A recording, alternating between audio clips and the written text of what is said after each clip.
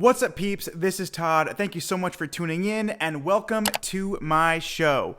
Today I have a very special day.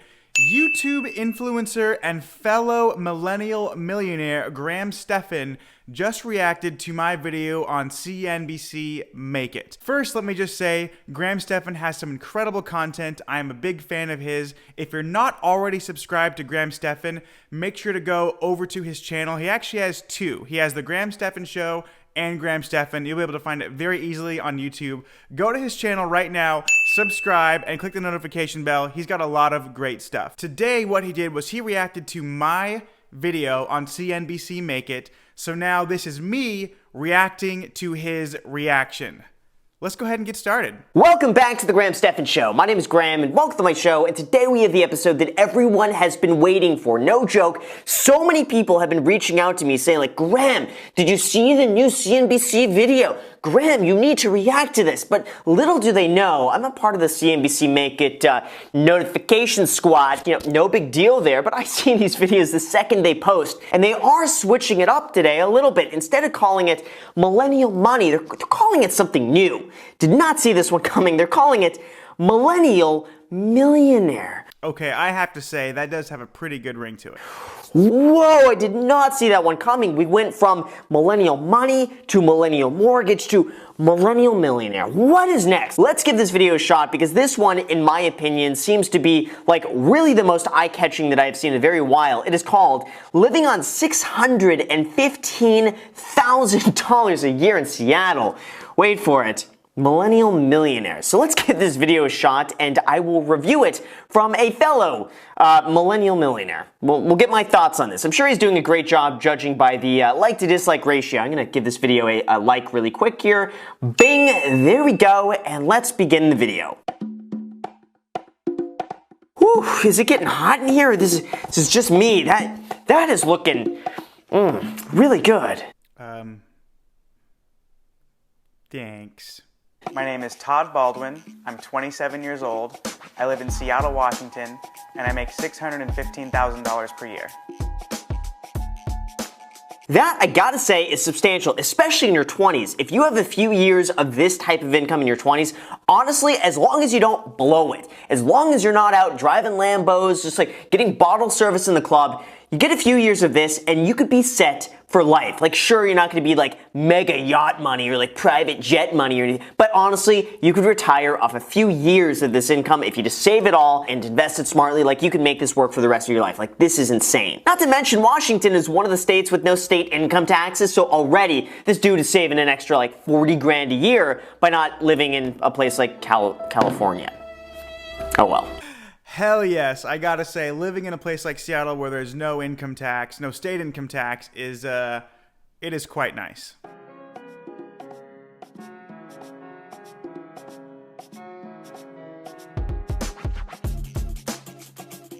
Already, I really like this guy. Like, not only is he like flipping credit cards at the beginning, but he's living in a place with no state income tax, making me really jealous, working a nice 9 to 5, making 150 grand a year, and then on the side he's investing in real estate. Like, so we're only 47 seconds into the video and already this is a knockout. Like, it's a 10 out of 10.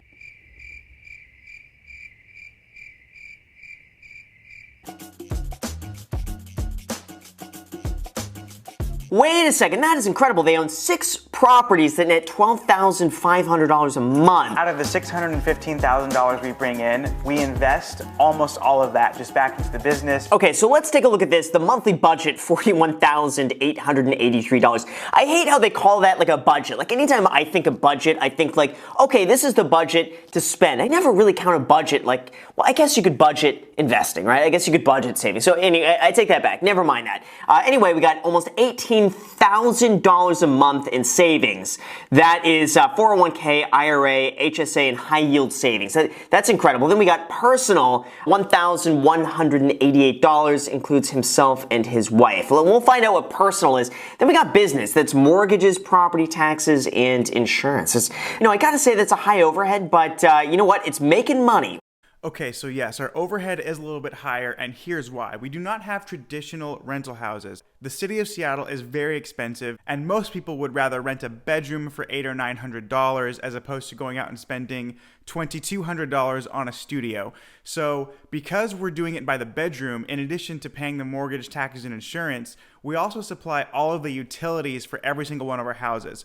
We also buy all of the toilet paper, hand soap, dishwasher soap, Clorox wipes, and garbage bags for our houses. That's free to use for any of the tenants. They can use as much as they need. We also have pest control come in once a quarter, and we have a weekly house cleaner. We have a maid come once per month. She cleans every single house from top to bottom.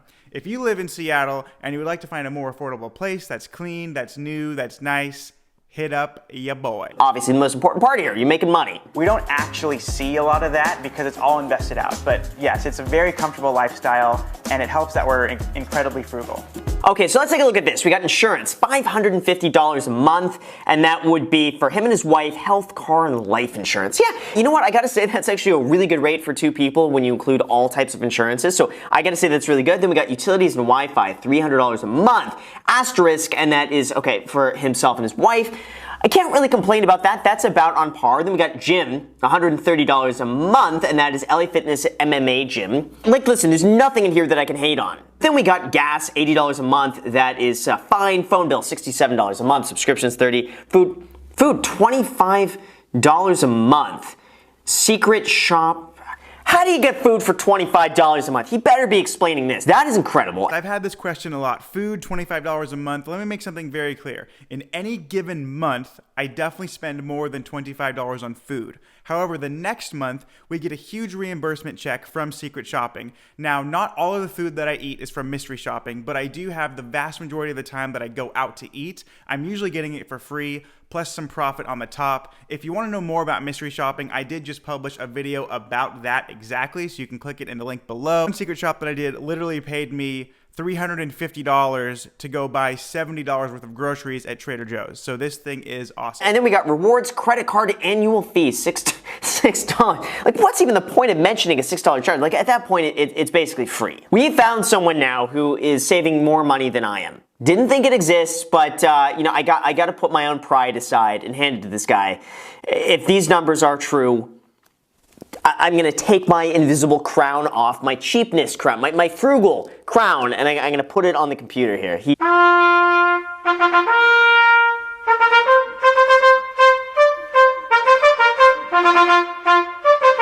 deserved, I can't keep up with these numbers. It's amazing. Let's keep going. All for free. See, I think this is like a secret trademark of millennial money where they always have just people cheersing the food, like cheersing pasta, cheersing pizza, cheersing avocado toast. Like, you always got to be cheersing the food in these episodes. Like, I think that's the little like hidden Easter egg in every single video. We always got to watch out for that. Cheers. I earn the bulk of my money through real estate investing. We bring in about $460,000 per year doing that, and about $150,000 as profit, and that is after living completely for free and all expenses are paid. Those, I gotta say, are pretty crazy numbers. I just want to know what the leverage is like on this property. Like, I want to see the cash flow of every single specific property, how much they have in it, how much they're getting out of it, like stuff like that. That's a great idea. How about I come down to Los Angeles, you get me on the Grand Stephan Show, and you and I can talk all about it. I think would be really interesting, but we're only 2 minutes and 15 seconds into the video, so we definitely have a very interesting episode ahead of us. So my wife and I live completely for free by house hacking and having roommates. So we live in a brand new duplex, and we have the other half of that duplex on Airbnb, and we live in the main half. See, this guy is doing it right. This is what I've been saying for years now. Go and get a duplex. Go and live in one side, rent out the other side. If the property doesn't cash flow, that's fine. Go and get a roommate. You will be able to live for free if you buy the right spot, you just come up with the down payment, you fix it up a little bit, and then ideally the property is worth a little bit more than you paid for it. You do a cash or finance, you get all your money back, and you essentially get a free place to stay. People are calling this like a scam. It's like, oh no, this is a scam. It's not a scam. It's not a scam. This is a great way if you're willing to do the work and you just save up enough for a down payment. This, what they're doing right here, is incredible. We also converted one of the garages into a studio apartment. We have that on Airbnb as well. Oh, good luck ever doing that in Los Angeles. Unfortunately, LA Airbnb is cracking down on like everything. They've had issues with like Hollywood Hills mansion parties, so they banned that. Then they had issues with it taking up available housing because there's a huge housing shortage here in Los Angeles, so they banned that. Really, Airbnb is not not very viable anymore in Los Angeles, unfortunately, but for this right here, I think it's ideal. I mean, this is perfect. And in our main unit, the half that we live in, we have roommates. So we rent out one bedroom for $1,200 and another bedroom for $850. After living in our duplex completely for free by renting out the other half, the downstairs garage, and the bedrooms on our side, we live completely for free, plus we make $1,850 in profit. See, that's the way to do it. Like, already, there's nothing that I can complain about on this. They're doing it all right. And that is kind of one of my regrets, is that right now I'm living in a one-bedroom, one-bathroom side of my duplex. When I bought it, I really should have spent more money up front, turning that into a two-bedroom, two-bathroom. And, that would just give me the option, if I ever wanted a roommate, I can get a roommate in there.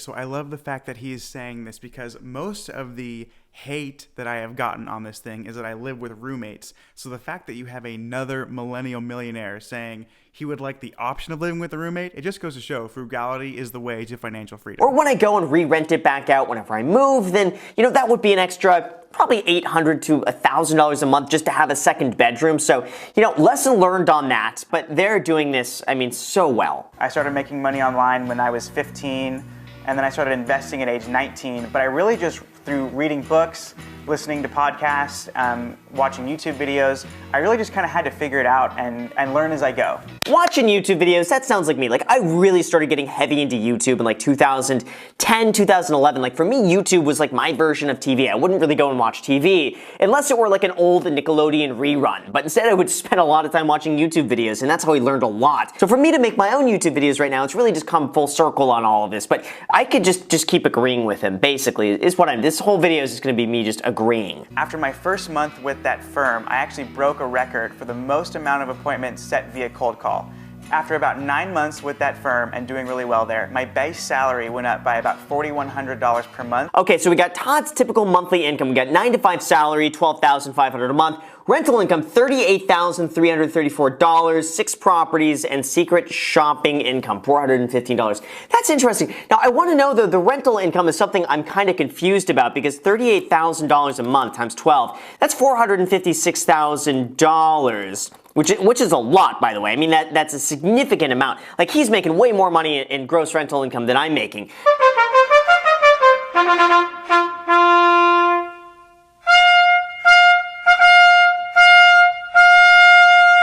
was 12 years old. I had the goal that I wanted to become a millionaire by the age of 30. And after working like crazy and investing and acquiring properties, our net worth crossed $1.2 million when we were 25 years old. This whole thing really, in my opinion, is just a subliminal ad to go and invest in real estate, pretty much. Like, just go invest in real estate, get good at that, go and leverage money, buy things smartly, go and save all your money. There's no secret to this. There's no secret to building wealth. It's just consistency, saving money, working really hard, and hopefully making a lot of money in the process. They will hire mystery shopping firms to find independent contractors like me to basically go pose at their establishment as a regular customer, buy the product or service, and then report on that product or service when you get home on an online platform. Wow, I gotta say that's really, really, really creative. Like, I wanna try this. Now, I'm curious though how much time it takes him to go and do this. Like, if he's spending 30 minutes out of his day to go and do something for like a free $15 to $20 meal, then chances are that's literally not worth his time to go and do when he could go and spend that doing basically almost anything else that he's working on. But I gotta say, if this is something that only takes like a few minutes to do when you get home, or you can do it on the drive home through your phone, like, this is incredible. Like, I really like this. Yes, so with secret shopping, I don't go out of my way to do something that I wouldn't otherwise do. I pretty much only use this for going to dinner with my wife or going to the movies and stuff that I actually enjoy doing, and then it pretty much just offsets that cost. Although our net worth is 7 figures, we don't do a lot of the typical things that most people envision millionaires doing. We share one car, which is a 2009 Ford Focus. See, I absolutely love that. And for me too, like, I was driving a Prius for almost 10 years, despite how much money I was making at the time. Like, for me, it was just driving a Prius. It was so inexpensive to run. Insurance was like really cheap. Gas was almost next to nothing. Like, that's the way to do it. And that allowed me to save so much more money that eventually you could go and like splurge on a cool Tesla after, almost a decade. But it's worth it. But I do want the Tesla Roadster. I don't want it, to go floss on Instagram or for anything like that. I want it because it's the fastest car in the world. I got a lot of places to be and zero time to waste. You know, this is very similar to me too. I also really want the Tesla Roadster. It just seems like such an incredible car, and it reminds me too of the first generation Tesla Roadster and how everyone confused my Lotus Elise with the Tesla Roadster, so it's really cool seeing this come back around. We just have no idea when it's actually ever going to come available. Like, I have a feeling this is something that's potentially going to take another few years until it actually comes out, unfortunately, but we'll see. Okay, yes, here's what we should do. We should both get Tesla Roadsters when they come out. I'm going to be waiting until I'm 30 to get mine, so maybe it'll be a little bit later after that. And then we should just go, like, race them. Like, that's what we should do. We should go have a race. Millennial Millionaire Graham Stephan versus Millennial Millionaire Todd Baldwin. And we should just race Tesla Roadsters. And yeah, let's do it. Let's definitely do that. Probably actually retire now if we wanted to, but our goals are so much loftier than that. I want my 6,000 apartments by the age of 60, so I don't know if I'm ever the type of person to truly retire in the traditional sense. Now that's something I don't really understand. 6,000 apartments by the age of 60. What's the point of that? Like, I guess for me, my whole thing has just been simplifying things as much as I possibly can. Like, I don't want the headache. I don't want the hassle. Like, there's no need to overcomplicate anything. There's no need to get 6,000 apartments. Like, why not get just like 60 really good ones versus 6,000 that are maybe just okay? Like, Well, I want 6,000 really good ones, and I won't be managing them myself. I'll be definitely hiring a management company for that, so it is completely passive income. but again, that's just me. So this is gonna freak a lot of you out, and Dave Ramsey, if you're watching, don't have a heart attack. I have 13 credit cards, and I actually collect credit cards. Now, I don't carry balances on any of them. I use a strategy called credit card churning, which is basically opening up a new credit card, taking advantage of that new account bonus, paying it off completely, and then rinse and repeat with the next card. There we go. This guy is basically doing everything that I've ever talked about on my entire channel. He is doing it really well. I mean, this is the way to basically just get free travel anywhere you want to go. You get so many points. There's so many benefits to credit card churning. And I see here we have a lot of the same credit cards. I mean, this is really, he's doing everything correct. Being in that position of just knowing that, you know, we can pay for their college wherever they go, and we can go on the family vacations, and the biggest thing is being able to be there and be a present father, I think is huge. It's a huge blessing that we've been able to accomplish everything that we have so far. Okay, so we just finished the video and I did a bit of research on his real estate holdings because I was kind of curious about this. So if he owns $4.4 million worth of real estate that's making $460,000 a year, that means his rents are grossing just a little bit over 10% annually, which is really good. So if he's grossing $38,333 a month, I'm guessing of that $4,000 a month or so goes to property taxes, maybe another $3,000 a month goes to repairs. I'm guessing about $18,500 a month goes towards paying his mortgages, which means I'm guessing he has about 85 to 90% worth of leverage. So on $4.4 million, he's got maybe, we're gonna call it like $500,000, maybe $600,000 worth of actual equity in the properties. So actually, just so everybody knows, we didn't buy $4.4 million worth of real estate. That is what our real estate appreciated to. So for example, I'll just give you one example here. We bought our first house when we were 23 years old for $506,000. 2 years later, that same exact house appraised for $186,000 more than what we paid for it, basically just giving us an extra $186,000 in equity. That has happened across all of our houses because we bought in an undervalued area going through a transition very close to downtown Seattle. But judging by these numbers, that's what I would kind of be led to assume, because if his expenses are so high, I'm guessing a lot of that is from a mortgage. So I'm kind of curious if he has other investments as well that's adding into his net worth, or if it's really just real estate, and maybe his expenses are just way higher than what I'm thinking, or maybe he's counting in some of the property equity in some of his income as well, which could be actually added into the $12,500 per month net that he's actually keeping. So some of that is a little bit unclear, but either way, I gotta say, these numbers are wildly impressive. And really overall, my entire impression of this is that he's doing such a good job. He's on such a great track.